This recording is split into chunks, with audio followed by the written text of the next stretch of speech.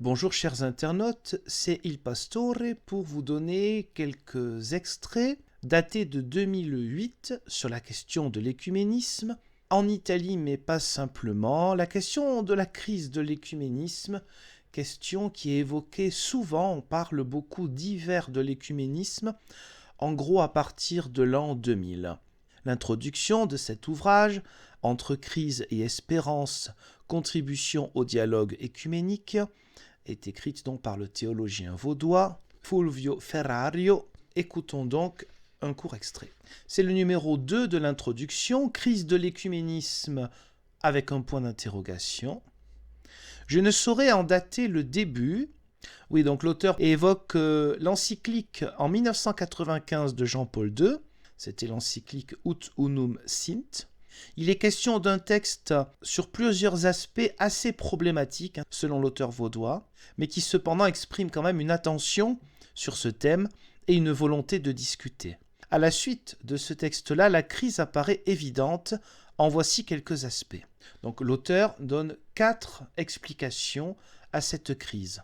Premièrement, le long pontificat de Jean-Paul II change profondément l'Église catholique romaine. Au-delà des opinions sur les intentions personnelles du personnage, il reste une politique qui favorise, et même plus précisément qui promeut, des tendances conservatrices à l'intérieur de l'Église de Rome.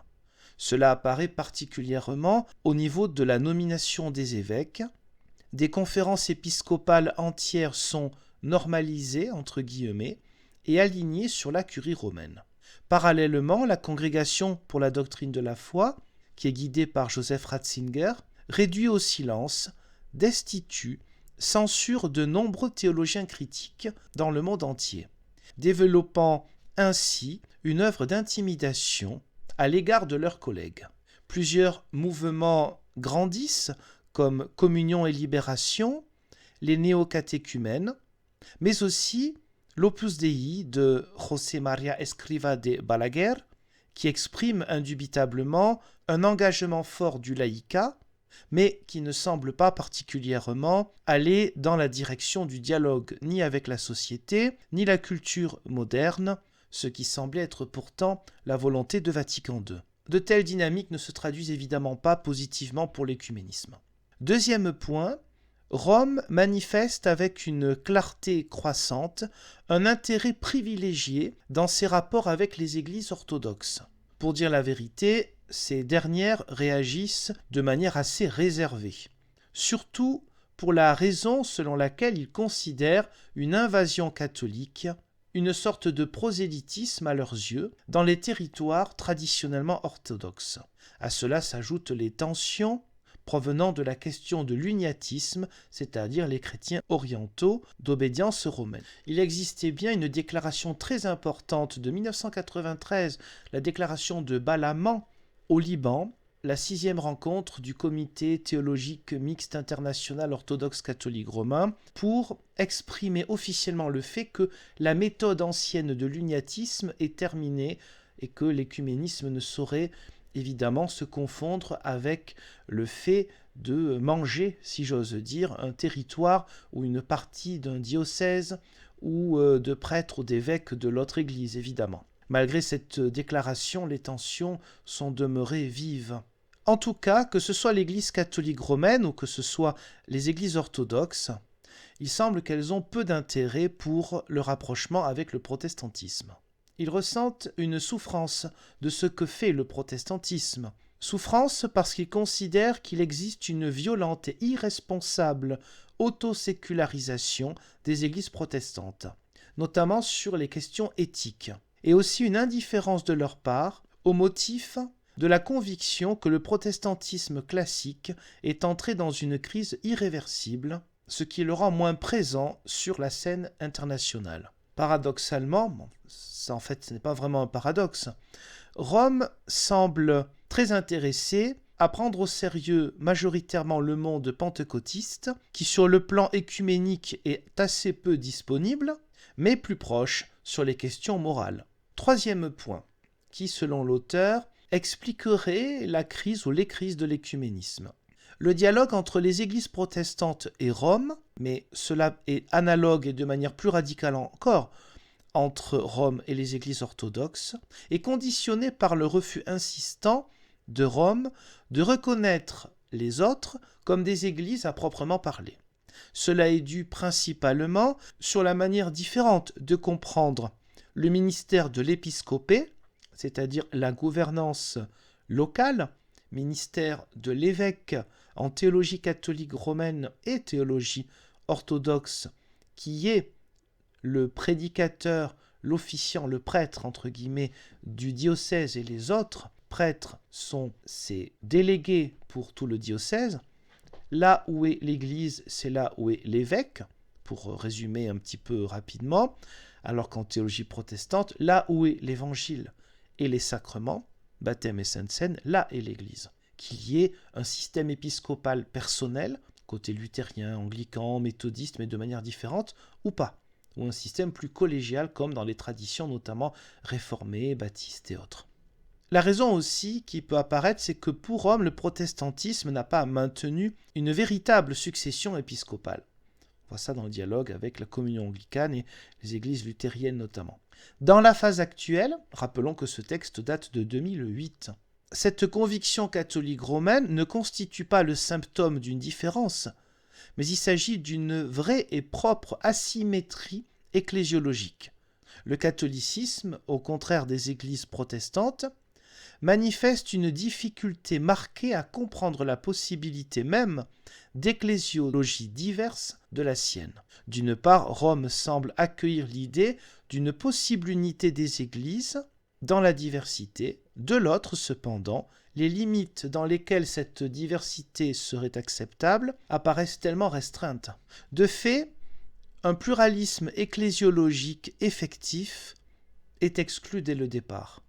Même les éléments de consensus avec l'orthodoxie, qui du côté catholique sont soulignés constamment et avec emphase, en réalité ne sont pas suffisants pour permettre, du moins du point de vue du Vatican, une communion effective. Et cela bien que les églises orthodoxes sont pourtant considérées comme des églises au sens propre par le Vatican. Pourtant, il semblait, autant du côté catholique romain que protestant, qu'une ouverture avait été donnée au Concile Vatican II, notamment au paragraphe 8 de la Constitution sur l'Église Lumen Gentium, qui est la colonne vertébrale de Vatican II de sa théologie. Ce numéro 8 semblait indiquer une possibilité peut-être du côté catholique de pouvoir reconnaître l'Église une, sainte, catholique et apostolique dans les églises protestantes. Mais cela n'est pas arrivé. Alors quelles peuvent être les conséquences d'un tel acte, le domaine écuménique ? C'est ce que la suite du livre, bien sûr, essaie d'expliquer. Là, ce n'est qu'une introduction. En tout cas, la réponse ne peut évidemment pas consister en une suspension offensive du dialogue. Celui qui cherche à écouter, à être dans l'obéissance à Jésus le Christ, ne peut pas réagir de cette manière-là. Les protestants savent que le fait d'être Église ne peut pas être revendiqué de manière téméraire, comme Rome le fait pour elle-même, mais seulement être cru, sur la base de la promesse de Dieu. Toute tentative de forcer la situation, qui pourrait impliquer des concessions dans la direction de Rome, constituerait une grave erreur.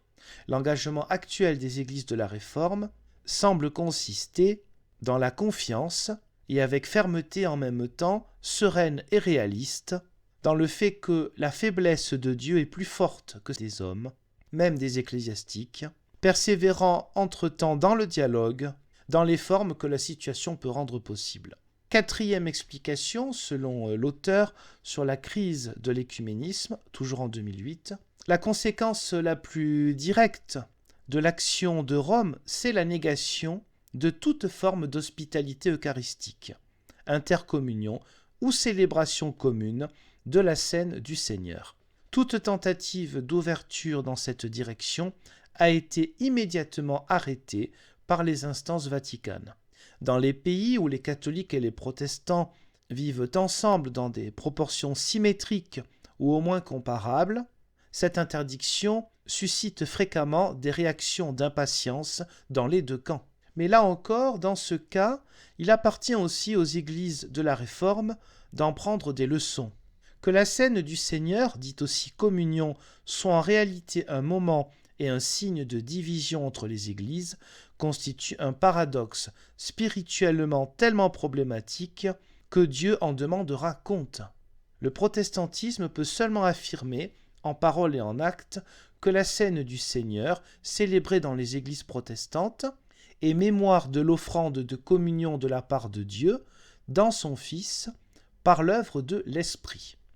Et rappelons, quand on dit mémoire et par l'œuvre de l'Esprit, ça veut dire que ce n'est pas simplement le passé, mais une mémoire actualisée par l'Esprit Saint maintenant.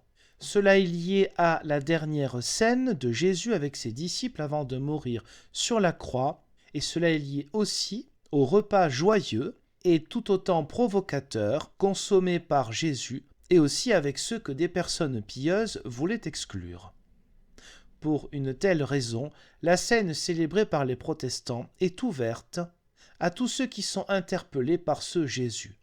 Cela ne constitue pas une polémique contre qui que ce soit, mais au contraire une tentative de fidélité, et en ce sens aussi une proposition œcuménique. Merci pour l'écoute ou le visionnage de ces petites explications en 2008 sur la difficulté du dialogue œcuménique, notamment entre le protestantisme traditionnel et le catholicisme romain. Je vous donne rendez-vous, Dieu voulant, pour d'autres vidéos. Au revoir.